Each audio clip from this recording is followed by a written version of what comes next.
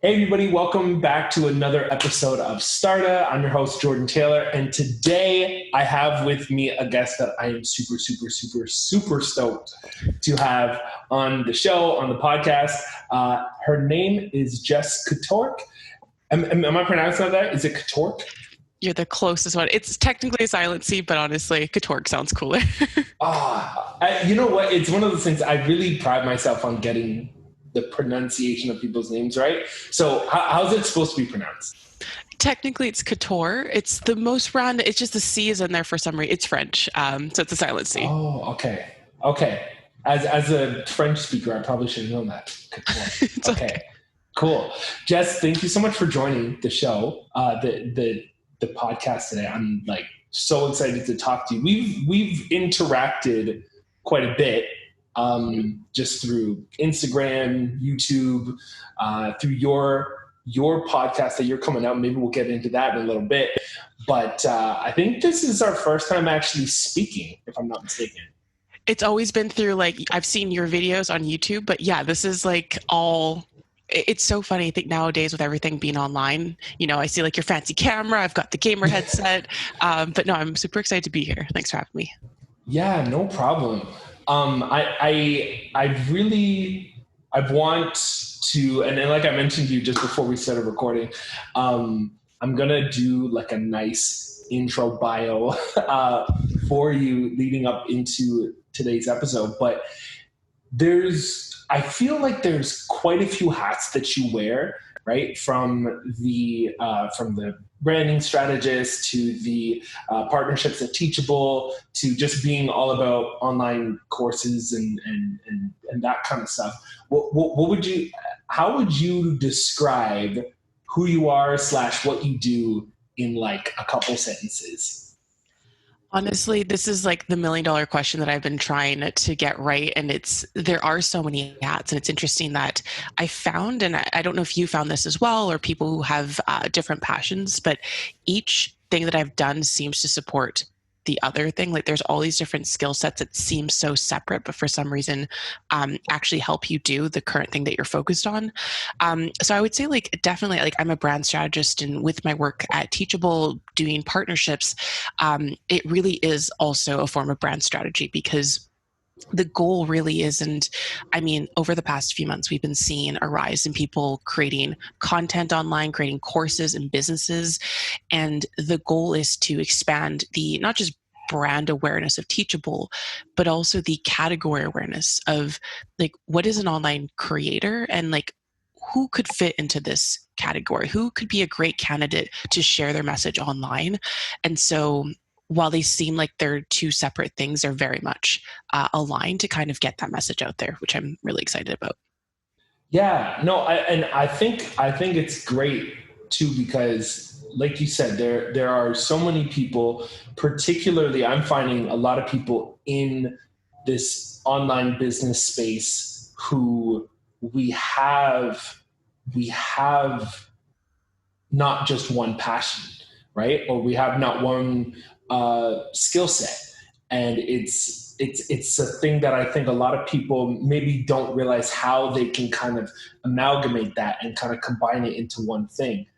Like for example, right? I'm someone who I really love video, or like the production side of things, audio recording, video.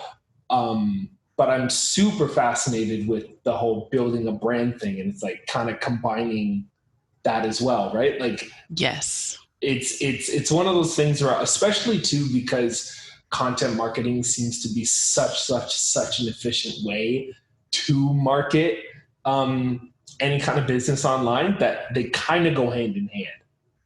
For sure. And I think that like when we have this type of conversation, I think people think that you have to be 100% everything. But I think for me, I see it as like a recipe of my focus right now is this. And like for you with like video and branding, those very much come hand in hand, but it doesn't mean that you have to be a film producer as well as a full-time content creator, but you can use the skill sets and the things that you learn in both of those things to help you create like memorable content. I mean, your videos are obviously like very high quality.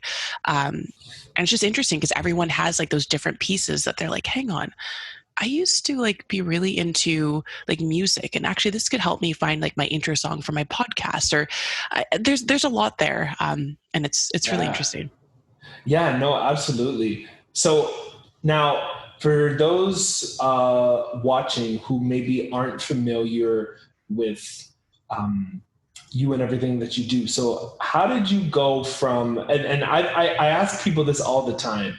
You know, as someone who does a lot of like kind of internal reflecting and stuff, I kind of look at, okay, how did I go from super dorky kid who just was like really into video and stuff to now helping people build businesses online, right? And amongst a few other things.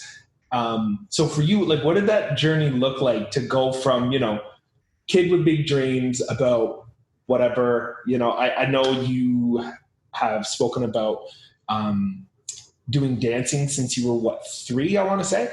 Yeah, and yeah. and to go from kid who's really into dancing amongst, I'm sure, what is a vast array of other things, to now being online business podcasting royalty, if you will. So like what does that journey look like for you? Yeah, I mean, if you really want to dive into like the multi-passionate, it's not just like brand strategy and like partnerships. It goes back. But yeah, I've been dancing. My mom was a professional ballet dancer. She was my teacher growing up. And I actually, so growing up, while I danced, I kind of had like a side passion when I was around like 10 to 12 years old. And we got our first computer. And that was when we started seeing rises in like virtual pet websites like Neopets. And I would have dance after school, but I would equally, when I'd come home, or I remember waking up Saturday mornings and asking my mom and dad if I could like play on the computer in the morning. I started playing on this site called Neopets. And one of the elements of that is that if you wanted to customize your pet's page, you had to learn this code. And I mean, I didn't really know what computer coding was. And so I thought, oh, this is just a game. You learn this line of code, you add it in, you change the background, and it's brilliant. And I'm sure there's so much more of that now, but that is what introduced me into HTML and then later CSS. And what I found is that as I was getting older, I had these two distinct passions. One was dance and performing. The other was like coding and design and graphics design and video. And so I didn't really, I think it wasn't until I was like grade 12, I was like, I want to at least give my chance at being a dancer like an opportunity. I want to see what happens here. But in the meantime, I was making websites for all my dancer friends for their portfolios. And so those two passions very much still stayed hand in hand. And then, I mean, there's a lot in the story, so I'll keep it short. No, by all means, go into it. We could do a long form. I'll get Joe Rogan style. No. And I basically, so I danced professionally. I toured with Princess Cruise Lines. I did the 2010 Olympic ceremonies. And after the cruise lines, though, I remember being at home back, with my parents or with my mom. And I felt like I needed to give this passion around computers another chance. And so I got a certificate in digital media. Fast forward this journey a little bit.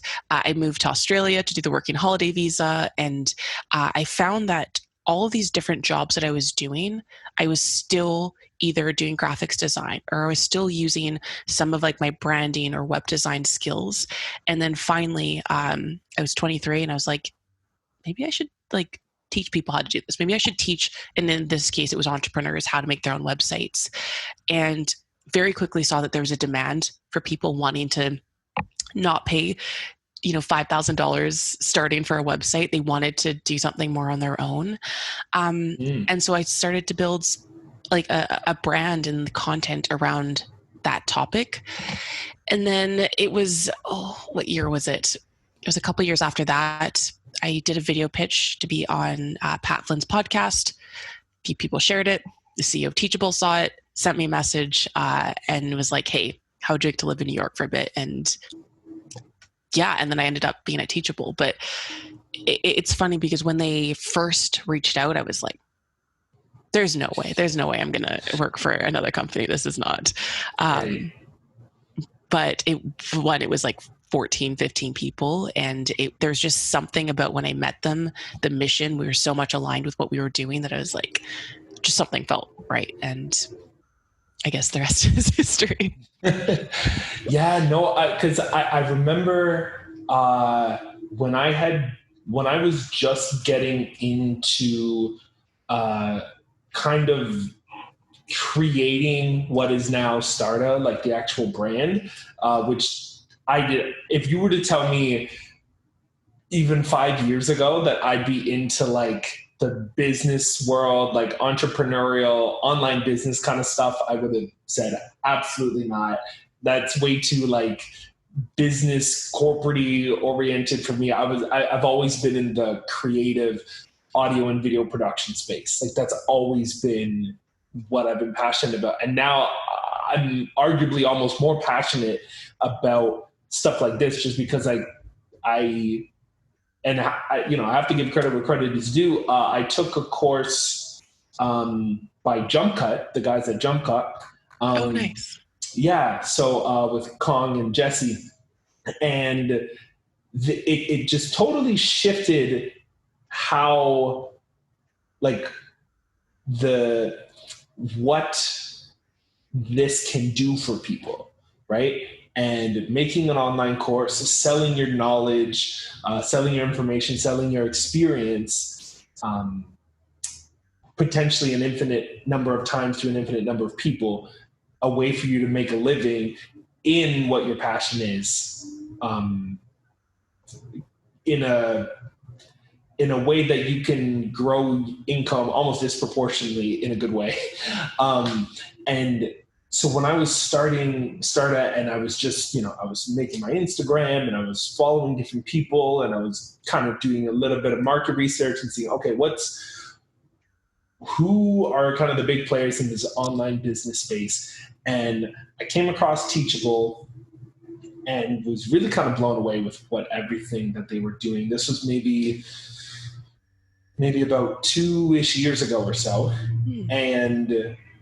And then saw you involved in everything that you were doing. And I think the other thing that really just kind of drew me to you as someone in this space is the fact that it was seeing another young person thriving in this space. Now, I mean, for all I know, I don't know how old you are. For all I know, maybe you're 60 years old. I don't know. Maybe you just look really youthful. But no, I think it was very empowering to me to see a young person really thriving in the space, and with all the different accolades, right? With being in Forbes and just featured on all these different platforms. And I was like, wow, isn't it amazing how in the online space, it's not strictly about having 50,000 degrees and 30 years of experience in order to find some kind of success. I mean, I guess success is subjective, but seeing and then finding out that you're Canadian as well, and I was like, oh my gosh, this is amazing. So, like, what do you think about your journey into this industry? You mentioned that you had been kind of passionate about some of the coding and graphic and website design stuff since you were young. But in terms of actually starting to move around in this space, what are your thoughts on kind of what you've been able to accomplish in even say the last, we'll say 5-10 years, maybe 5? That's an interesting question. I actually think, so there's a few different things that I think have helped. One is and maybe this comes from like my dancing background, but the mentality and the thing that you learn when you're, especially if you're a competitive dancer, as in like you go to competitions, not just your mindset, is Yes. that it's very much if you're like fully in it, it's like how you're going to do something, not if. And like Right. when you go into auditions, people don't, unless you get to a very high level, but people don't call you and they say, hey, do you want to perform in this? You have to search, you have to go out and audition and put yourself out there. And I think when I first started, I saw all of these like entrepreneurs that everyone seemed to be featured in Forbes. Everyone seemed to be featured in like all these different places. And I found myself kind of forgetting that mindset of like, I wonder if I could just find like, who did they talk to? Or is there an editor that I need to reach out to? Or what's like something I could do to stand out, which you very much have to do in auditions. You have to wear like the brightest colors, or you have to find a way to stand out. And I think this is applicable to everything, but specifically in the online space, one of the most exciting things about it is that the playing field is level. There is no middleman. There is no agent that you have to get signed with. There is no record label that has to sign you to produce your content.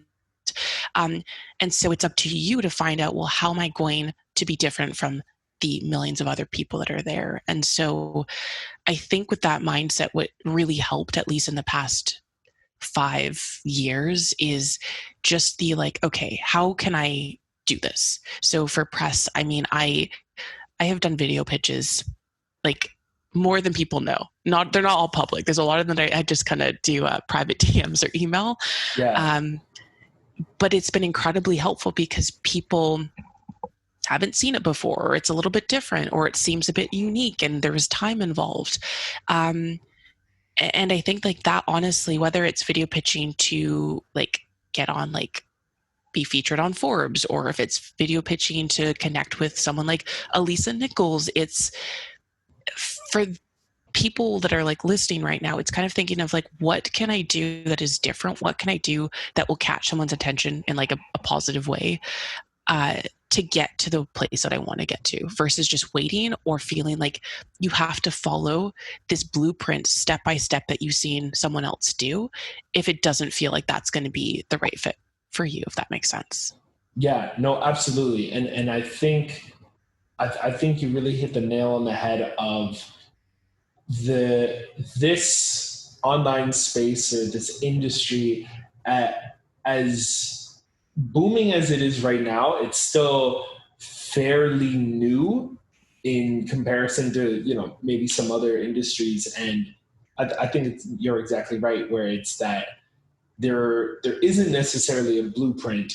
And due to stuff, even just like social media, like having direct, arguably direct access to pretty much any and everybody now is kind of, groundbreaking, in a sense that like you said, there isn't necessarily that middleman of oh, well, you have to do this in order to get to there. It's like there's almost no rules. You can kind of carve your own path in a way. Mm-hmm. It's and I don't think we've ever been in a time like the industry is new, and I know that like new as in relatively speaking. Like if we were talking about the radio, it would be a little bit different. But right. The thing I think that we need to remember is that people are people. And actually, one of the best pieces of advice that I ever received was from he's a creator. His name is Benny Lewis, and I remember he came to like one of our he was on Teachable, and like we've met a few times and we're friends now. But we were having a conversation around he had this like Twitch hoodie, like for gaming. I know we were joking about gaming earlier on today. And it's like, oh, like you're like a Twitcher now. And he was like, oh, well, and he was like, oh, well, I'm actually looking. He's like, people don't seem to notice that people who are on Twitch or who are live streaming, like gaming, their engagement rate and their live, like show up rate for how long people are watching live is unheard of. You go to someone's Facebook Live, how long are they staying? They're not staying for an hour. They're not staying for 2 hours.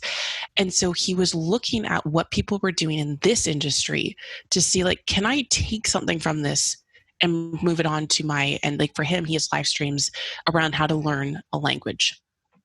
two separate things. Right. But when he said that, I was like, it's such an important point to remember that people are people, and that the things that are resonating over here with people watching gaming, there are pieces you can take from that. When you launch a new online product, a launch is a launch, similar to a book launch, similar to a movie premiere.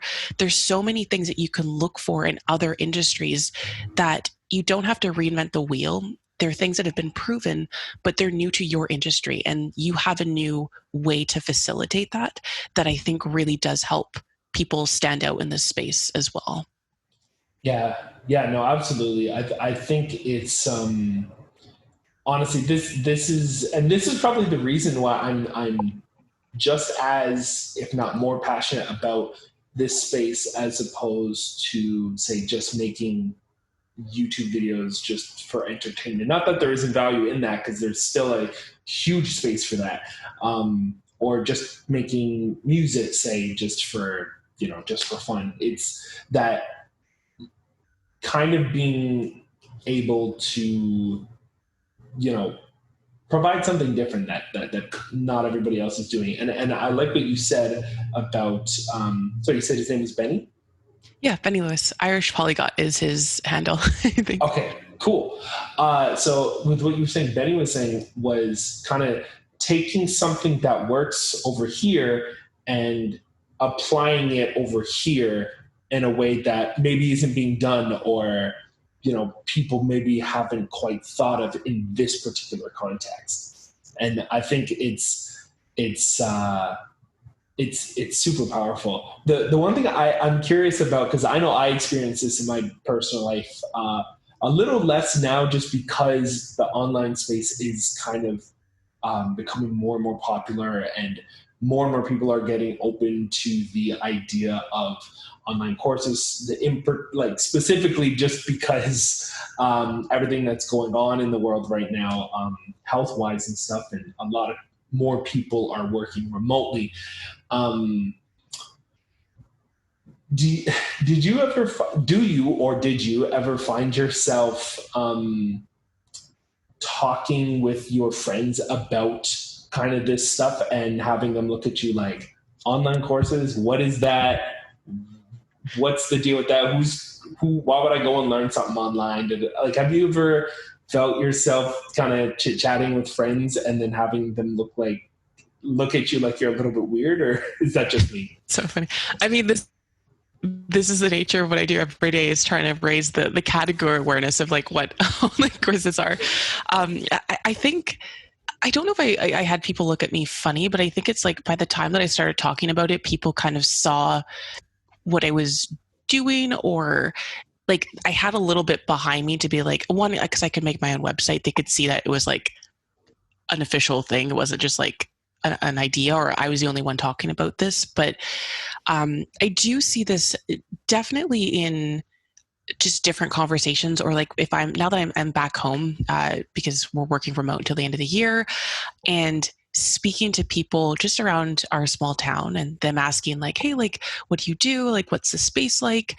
There definitely, I think there's a little bit less doubt now than there was maybe even 4 years ago, just because being a YouTuber is a thing. It's, kids don't want to be actors now. They want to be YouTubers. So Yeah.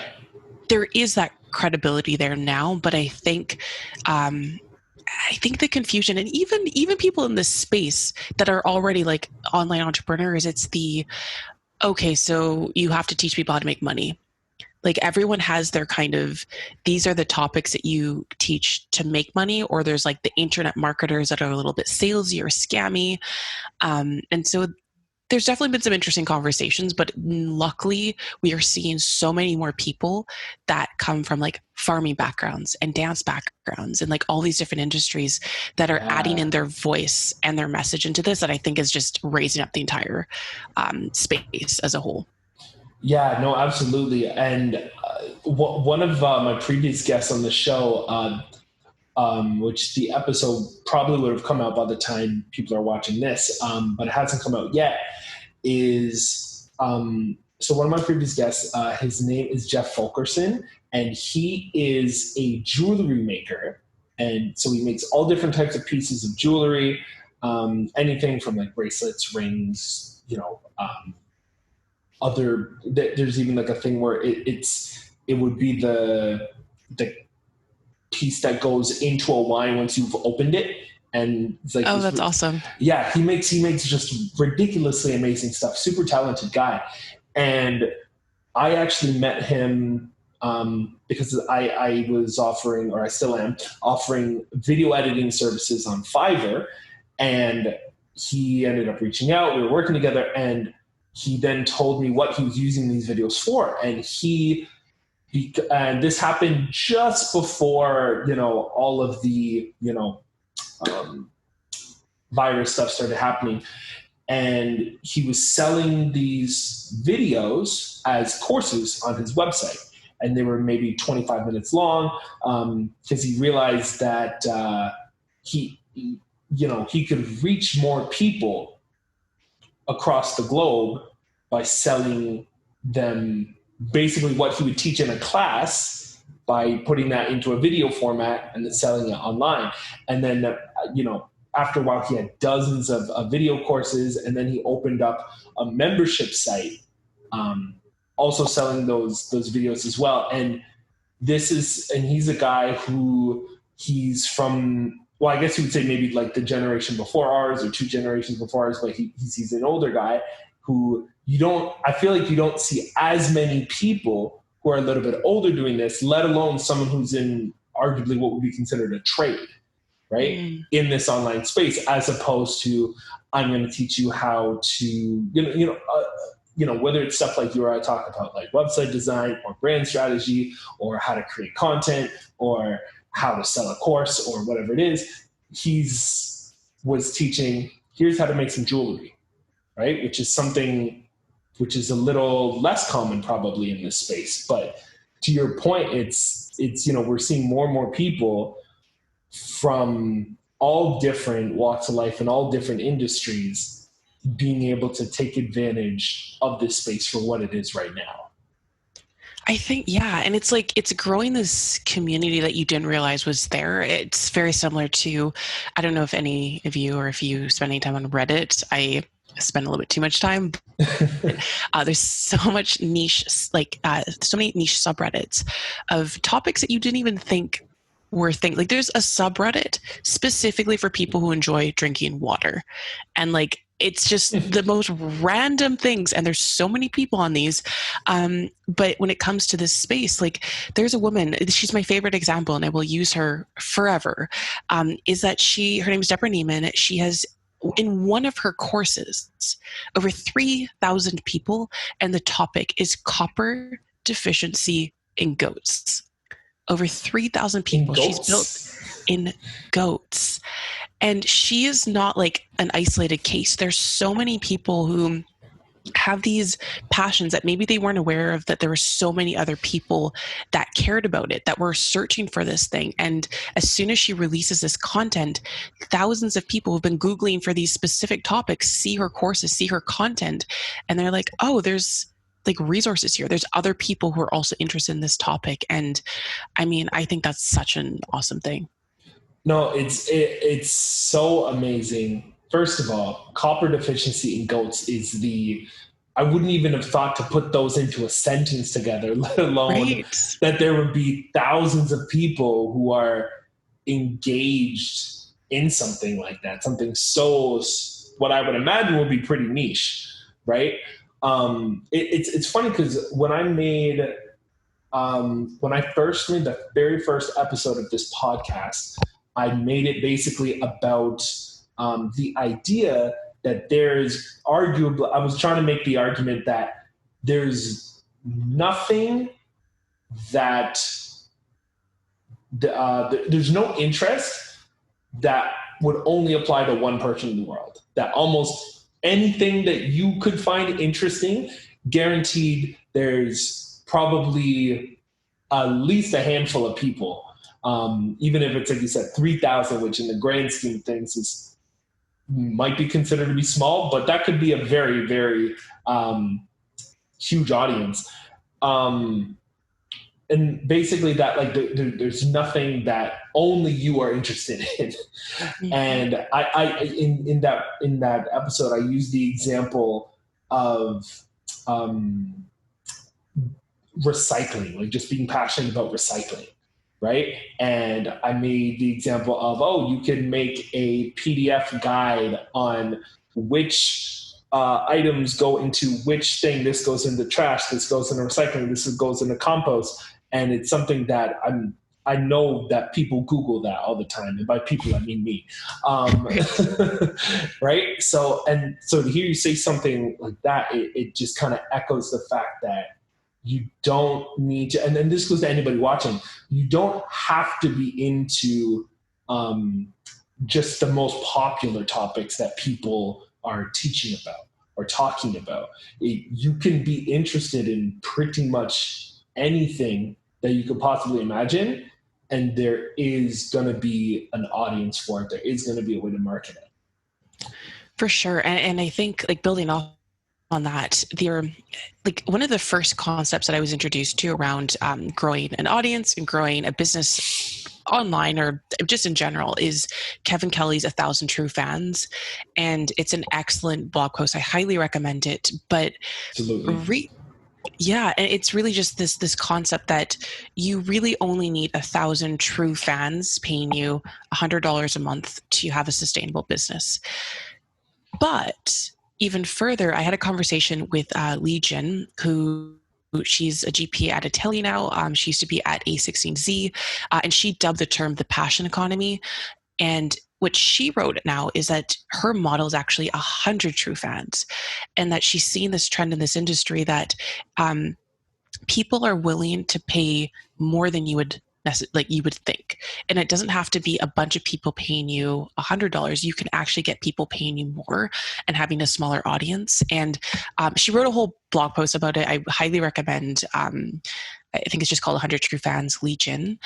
But it's just such an interesting perspective of like, we're now seeing this trend where it's not the people with the largest audiences that are necessarily successful. I mean, you see that in how many Instagram influencers have come out with merch and no one buys. Like, there's so many layers to what makes people connect with you, what makes people want to invest in your products. Yeah. And you don't need to have this huge audience to be successful. Hey, I hope you're enjoying this episode so far and are finding it valuable. If you're curious on how to create content like this, or any kind of video content, either for yourself or as a service to others, I want to give you access to my video editing course, Editing Enhanced. This course is designed to help you get better at editing video content and to take your video editing skills to the next level. Whether you're a complete beginner and just need to understand the basics, or you're pretty confident with editing and want to take things up a notch, this course will have lots for you to take advantage of. Now, there may or may not be a discount code in the description and show notes for this episode, so be sure to have a look out for that and head on over to starta.ca/editing enhanced to get access to the course. Now let's get back to the rest of this episode. I've definitely read about the 1,000 True Fans. The 100 True Fans is very interesting because I feel like a lot of people who maybe are new to learning about this stuff, 1,000 still seems like a large number, whereas 100 seems a lot more attainable. It's 100, I feel like, is a number that people can, even if you have no background in social media and that, you can fathom 100 people, right? You probably have maybe 100 acquaintances, right? So you could, I feel like that's a number, even that alone, like it's a lot more fathomable for people. So I'll have to be sure to link to that blog article down below. I wanted to kind of get into two things. One, your work with Teachable, and two, I also wanted to get into the podcast that you're putting together. So with Teachable, one thing that I found myself listening to, it's probably my go-to listen whenever I have to do the horrible task that is folding my laundry, is I listen to the Everything is Teachable podcast. Oh, that makes me so happy. Yes. And I know you've been on there, and first of all, you definitely have like you're like the penultimate podcast host, in my opinion. Wait, I'm going to stop you there. It's actually not even me. I take like very, very flattered. It's actually Melissa Guller. Is it? That's what makes me happy. Yeah, I think it's, there's been like people confuse our voices sometimes. Yeah, she is incredible. I'm going to tell her you said that because you're going to make her day. So have you ever, have you been on the podcast at all? I haven't. No. Wow. Which is crazy. Yeah. I'm an avid listener, long-time listener, first-time caller. Wow. Duly noted. Well, it is a good podcast, though. I will say so. No, it's phenomenal. There's a lot of people on there. So in an effort to backtrack and put this back on a track where I'm a little bit more accurate, what is it? What is your role in the Teachable universe? Because I know I've seen you on some of the webinars with Pat Flynn. So what would you say that your role is, or your scope of what you do over at Teachable? Yeah, no, great question. So I'm the head of partnerships there, and really, like in a nutshell, like when we first started, the goal still is, one, increasing our brand awareness. So working with different brands and creators, and finding spaces where we can support, whether that is, like, you may have heard us on different podcasts, you may have heard us at different conferences, but really it's just finding a way for more people to understand how this online course creation, online knowledge sharing space works. And from the very beginning, we were doing what you're probably thinking of too is our summits. We have been doing summits before everyone started moving online and doing online conferences. And what started off as like very small kind of gatherings where we'd, have a couple thousand people and we would talk about online courses and business, it's just blown into this like huge event that we do now twice a year. Our biggest one was just happened now, actually, in the fall.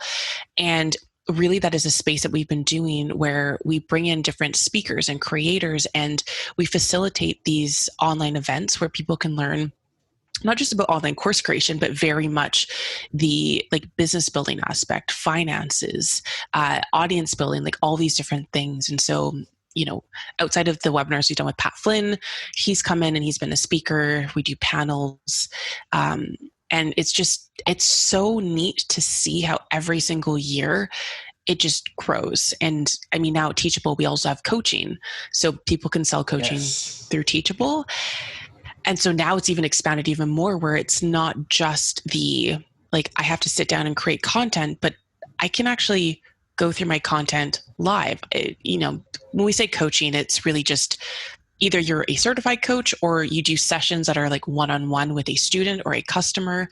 But yeah, and the crazy thing is I feel like we're still at like the beginning of where this space is headed. But in a nutshell, without getting, I can go into like everything that we're working on. But really the broad picture is the partnering with different brands and creators and expanding what people see in the space. Gotcha. So now, just because I do find a lot of these platforms very, very, very fascinating. So Teachable, for anybody who is looking into kind of getting into this online space, so Teachable allows you to create and host your online course. And as well, now that they've added coaching as well. Yeah, and it's... Oh, go ahead. Oh, sorry. I was going to say, yeah, that's spot on. And really, it's not just courses. It's like any type of like digital product, like content. It could be ebooks. People do memberships. People do even live video, like they'll embed their YouTube live. There's comments there. We started off with like this goal of it just being courses. But of course, as more people join, they're like, can I do this? Can I do like a monthly membership? And then they start doing that. And so, but yeah, in a nutshell, it's like to host and sell your digital courses or content and in your coaching. That's amazing. That's awesome. The other thing I wanted to dive into, because I I've been on a couple of these calls with you as well, is if we can chat about it, the podcast that you were putting together yourself, the one that you're actually on, not just the one that I thought you were on, the one that you're actually part of. Happens all the time. It's okay. So, yeah, tell me a little bit about that and what you're kind of putting together and what you have planned for that. For sure. Yeah. So this idea kind of started as, and I don't know if you have felt this, but I know when I first stepped into this online space, I joined an online business course, and there's a Facebook group as part of this course. And what I started to notice was that everyone seemed to be making six figures in their first year. And I had these personal goals for my business, things that I thought would be like incredible if I achieved them in my first year. And I started to like hit those goals, and things were going like better than I thought they would, because I assumed, as everyone knows, that business is a marathon, not a sprint. It takes time to kind of get things to grow. And I was really excited with my progress. And then I looked online and everyone was making six figures, and I was like, oh, like, maybe I should be kind of embarrassed about I'm actually not doing very well at all. Like, I haven't made six figures in the first 6 months of launching a product.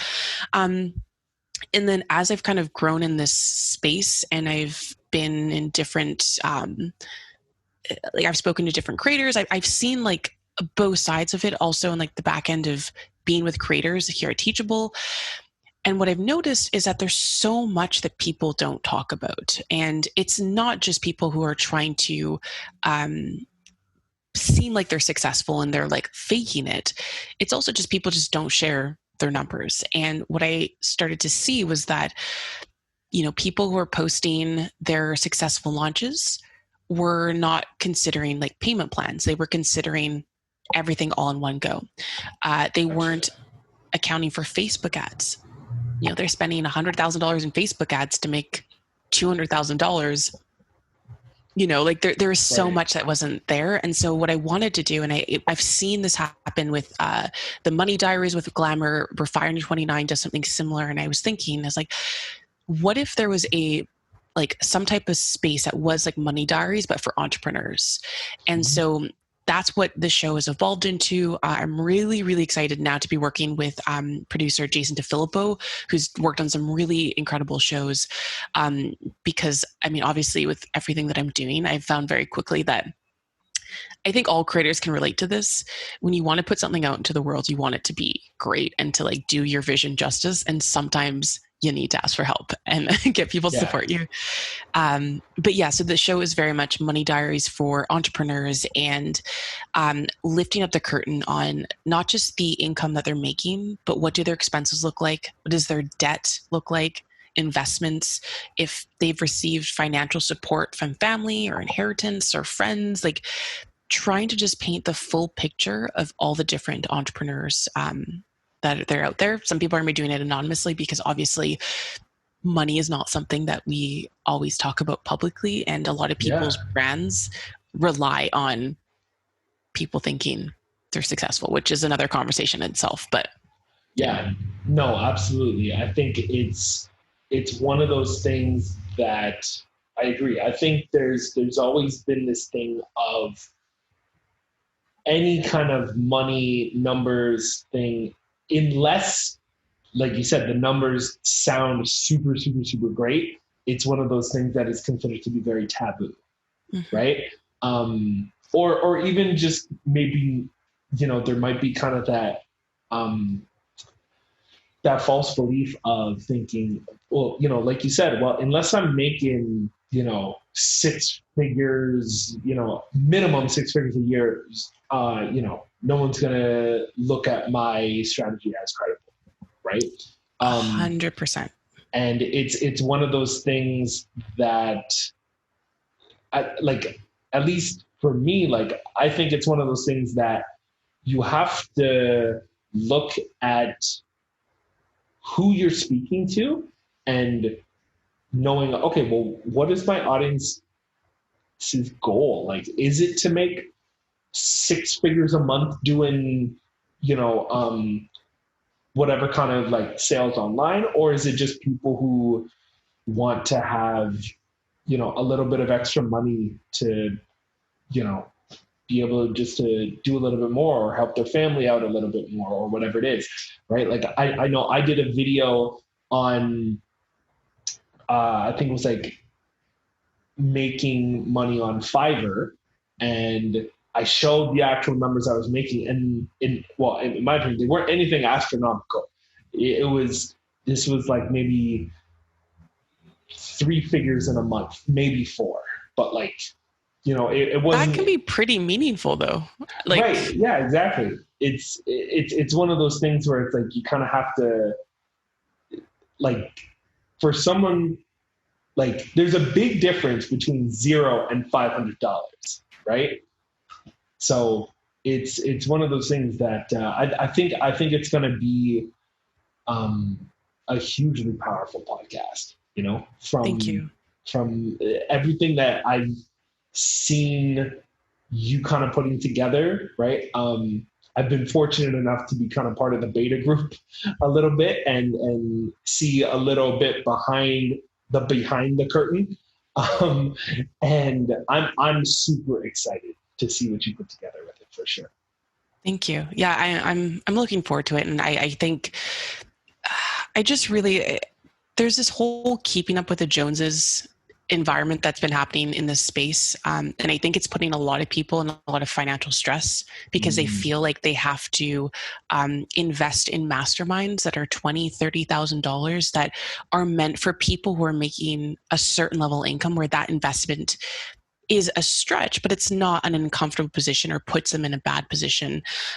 There's people feeling like they have to go on really nice holidays to show their work from anywhere lifestyle and staying in places they can't afford. And it's all just like, we need to stop that, because I've had conversations with people over dinner who are,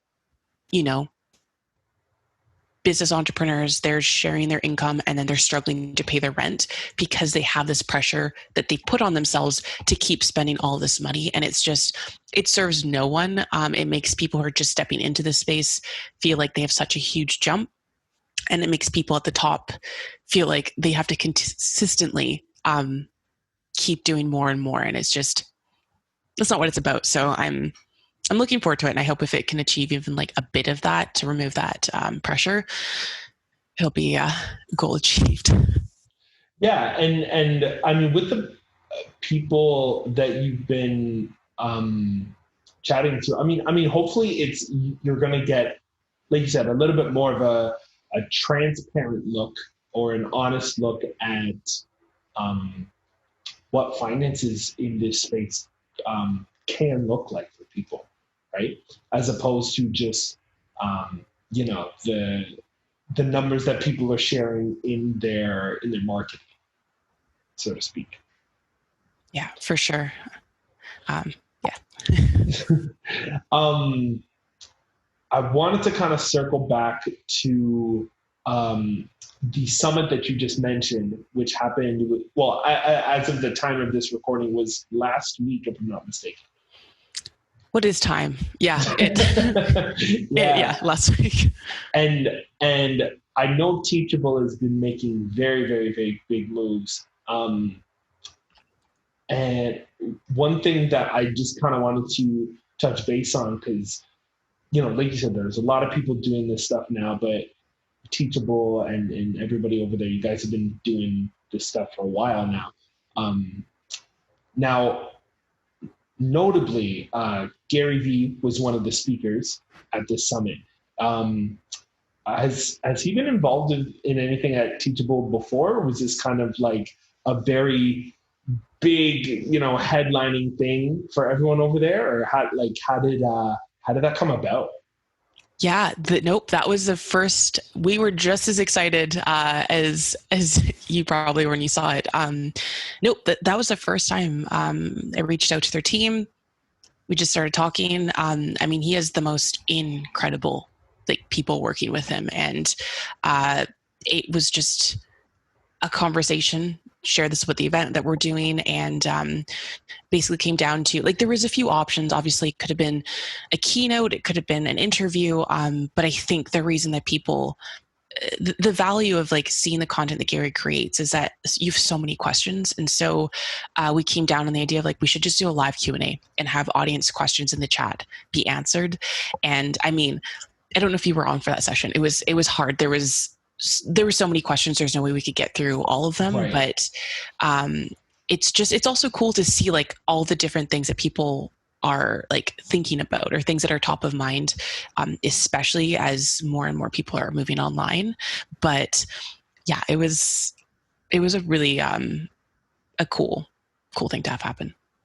Yeah, no, for sure. Especially as, you know, from what I know of Gary Vee, that he has a solid team of people, and he puts out a ridiculous amount of content, and it's content that, you know, will get you to engage in some kind of way, whether on or offline. I just found myself with one of my best friends. We were talking about a clip that he had shared, and it sparked like an hour-long conversation. Right. And it's, I feel that the podcast that you're putting together is going to be similar in the sense that, one, I don't think, and you would probably know better with the market research you've done for it. I feel like it's not necessarily what a lot of other people are doing, you know, and it's stuff that is going to have people, you know, come up with their opinions on it, right? Like, even if, should people be sharing these numbers? Should people be keeping it to themselves?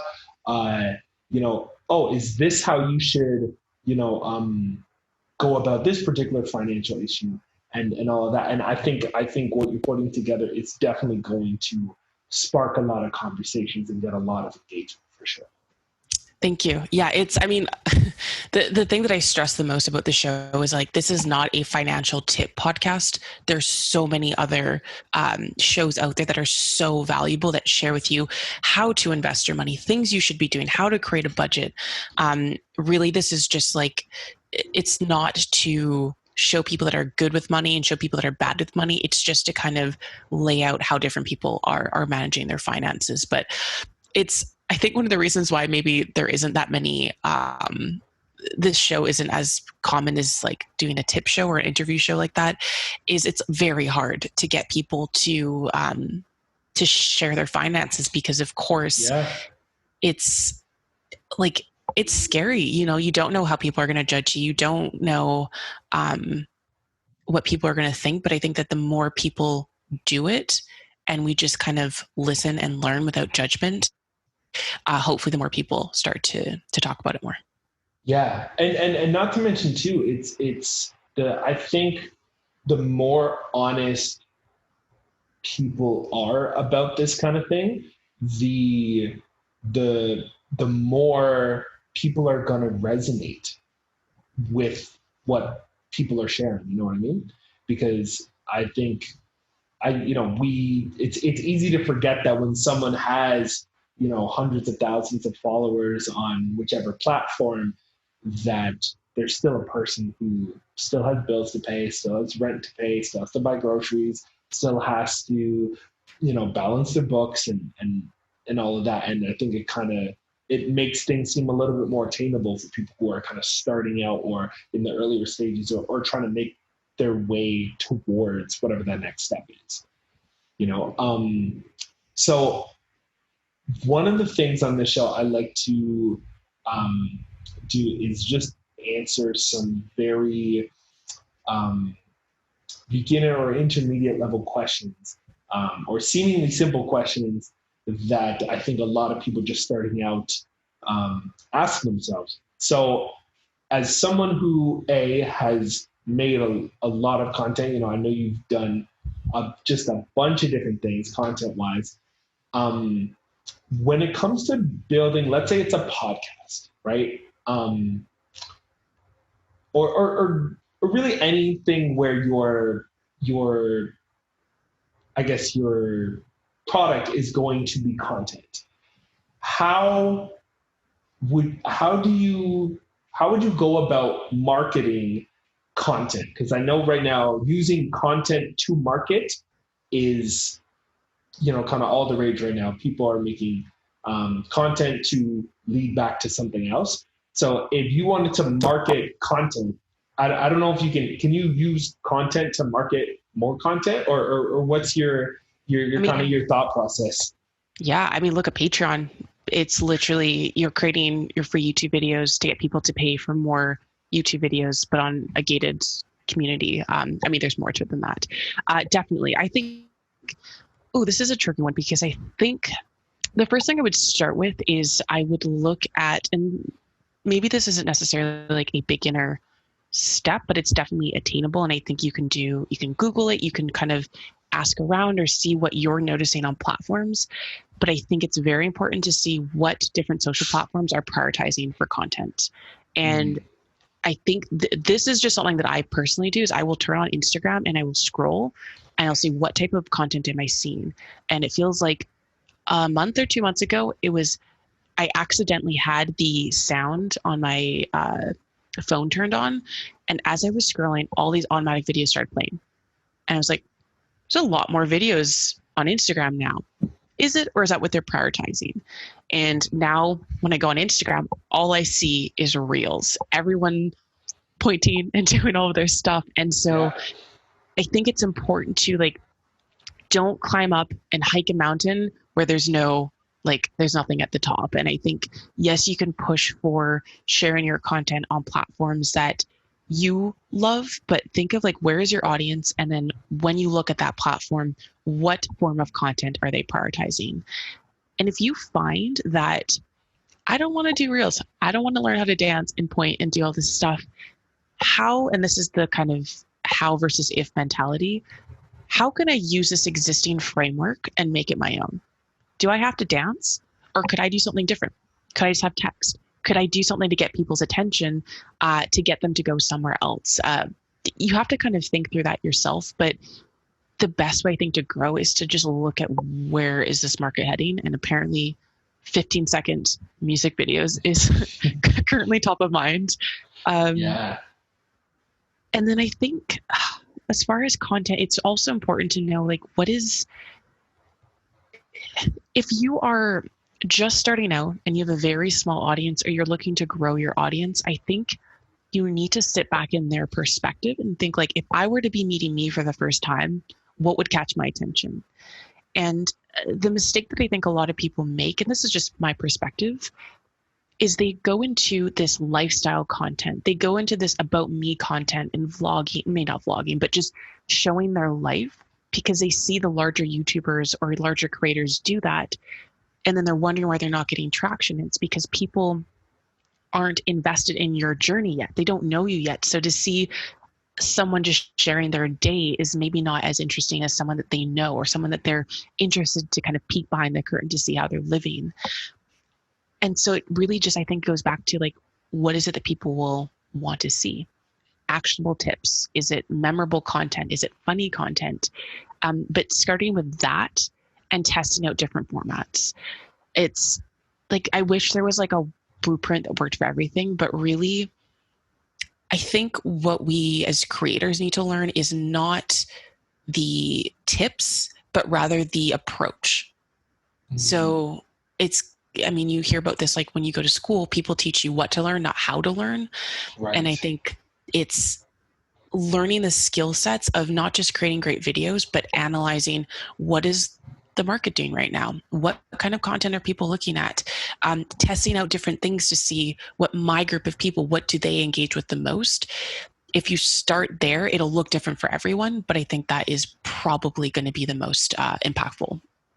Yeah, no, absolutely. And one point that you just made that I think is super, super, super valuable for people to kind of grab onto is, like you said, looking at where is your audience going, right?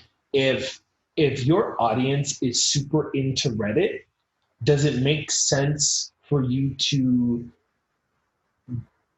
put so much effort into Instagram content? Maybe not, right? If you're, if your target audience is super invested in, maybe it's, I don't know where this would be, but if your audience is super invested in print media and they read magazines a lot, would it make sense for you to maybe get there? It might, right? I was speaking to a friend of mine who does consulting, and they were telling me that their client targets basically a lot of like high profile CEOs and big decision makers in large companies, and they were really focused on getting their Instagram audience up, right? And I was kind of saying to them, they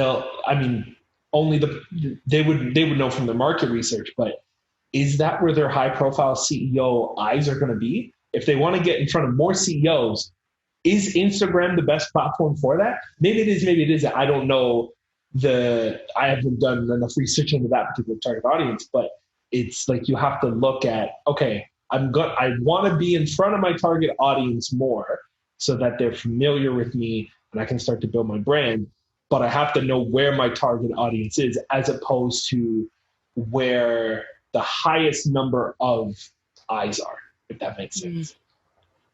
For sure. And sometimes that's not like, we all have like our favorite platform and like, no, like I want to grow my following on this because I like, this is going to be great for credibility. And it's like, is it though? Like, is that really what people that you're trying to speak to are like care about? But it's a fine balance, but yeah.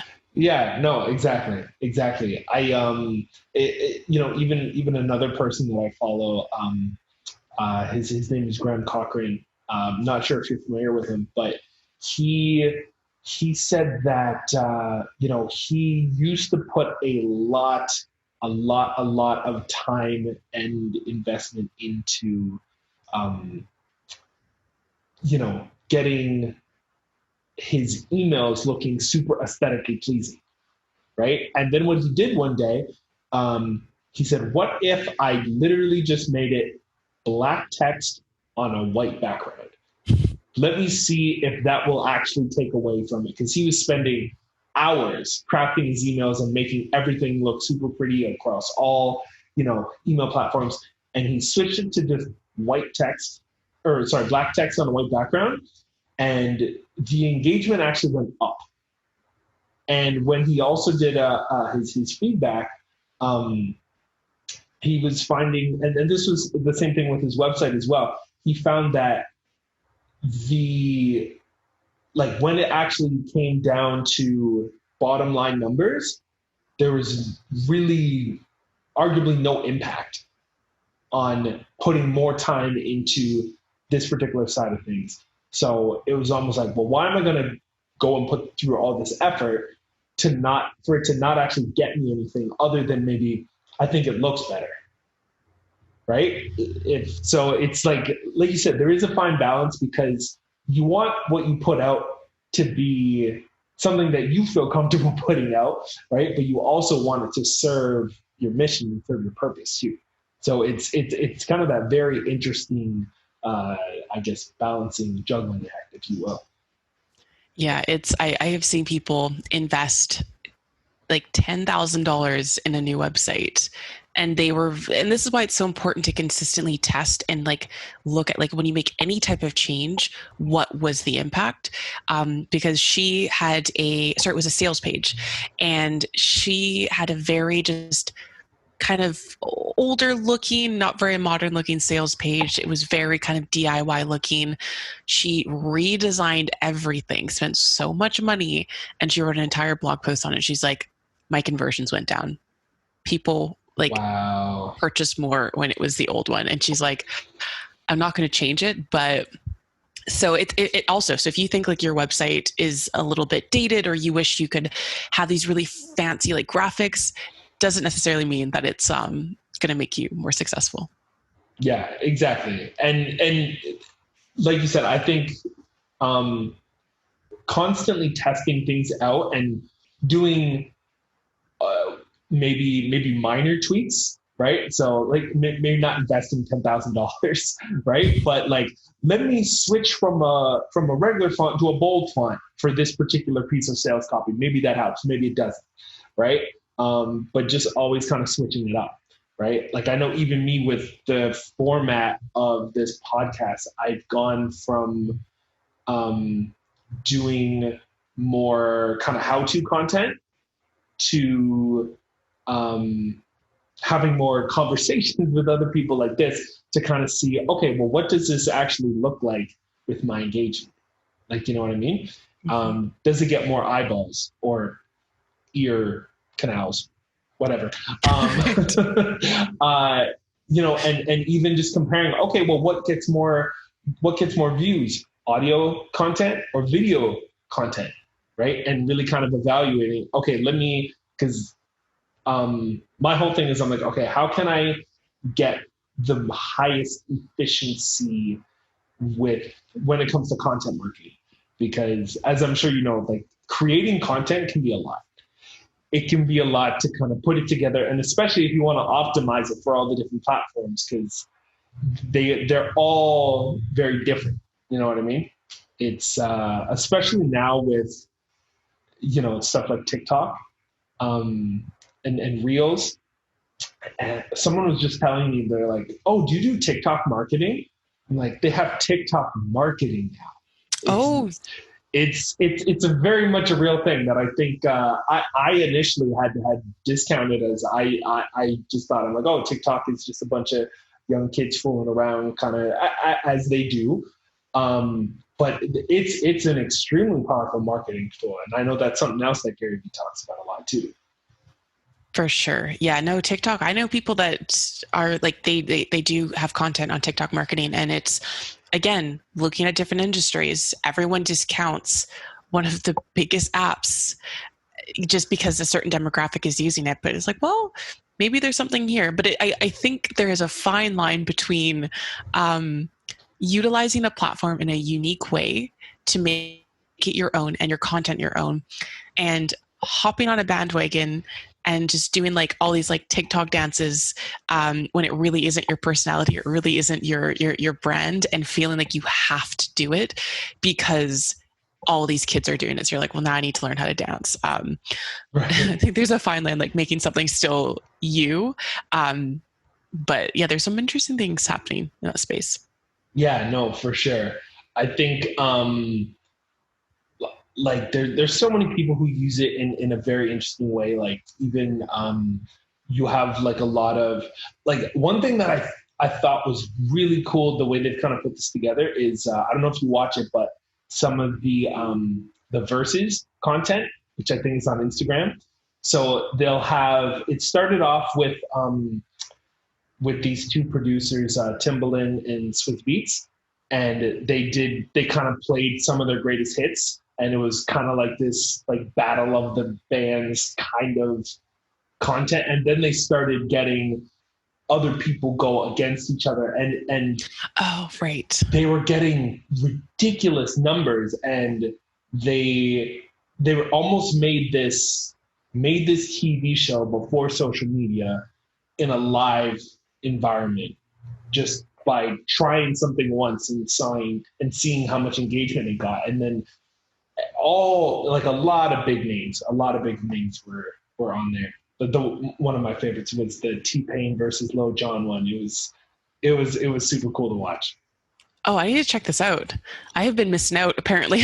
I'm like, how have you not seen these? These are everywhere.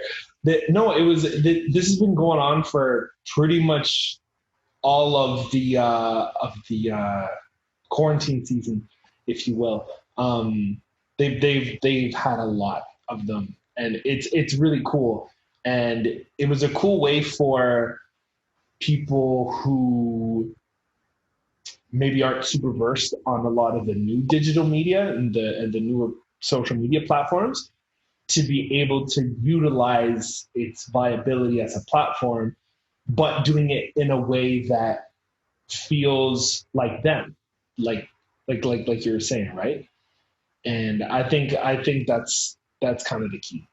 It's just finding a way to be true to who you are as a person and who your brand is, but not being afraid to utilize some of the new platforms, right? For sure. Awesome. Before we kind of wrap things up, I wanted to know, apart from the podcast that you're putting together, what else, do you have going on? What else are you working on that, maybe you want to like shamelessly plug here, or what do you want people to check out with regards to things that you have going on? I think, the podcast is the biggest one. I'm at Jess Catorc on Instagram. Ironically, no reels yet. I was about to say, I'm like, I feel like they're coming. Dancers, I'm since the age of 3. It's one of those things where I'm just like naturally resistant for no good reason. I'm just like, no. I'm gonna enjoy watching the reels, but I don't know if I'm gonna be the one doing them. But I say that now, it'll probably change. Or jesscatorc.com. And I just think just like to end, like I said, like I've been in this space from first being a content creator to then expanding into working with a platform and some really incredible content creators as well. And I feel like if there's like one mission in life that I have, it's for people to know that they are enough. And I can't tell you how many talented people that I come across at conferences, people who like reach out to us who want to create this content, but they hold themselves back because they feel like there is a certain box or a blueprint or a look or a like skill set that they need to have in order to do this. And it's so frustrating because there's like, if you think to how many like videos that have changed your life, like creators or speakers that have completely changed the way that you look at things, if they had held back their content because they were afraid of what people would have thought of them, or they were afraid that their early YouTube video quality wasn't as high quality as what they think it should be, we would have so much less content that has been so impactful in our lives. And so I just hope that people realize that if they have this gut feeling of, I know even if this helps like 5 or 10 people, or there's something there that I want to get out, at least give yourself a chance to see if this is something that you want to do, to see what this could look like. Yeah. I think it's like that. If you've ever heard of the "I'll be happy when" syndrome, this is almost like "I'll put it out when" syndrome, right? It's like I'll put it out when I have the right camera, when I have the right microphone, when I have the right background. It's definitely one thing that I would want to get out to everybody as well too, that there is no right way to do this. It's really whatever you make it. And like you said, if it's going to provide something, whether it's value, entertainment, whatever it is, to at least somebody or a handful of people, then it's a good idea to put it out, for sure. Yeah. But Jess, I want to thank you so much for taking the time to chat with me today, jumping on the podcast. I know you are, as one of my friends says, very booked and busy. So I'm super thankful that we were able to kind of catch up and really dive into a lot of really, really powerful concepts.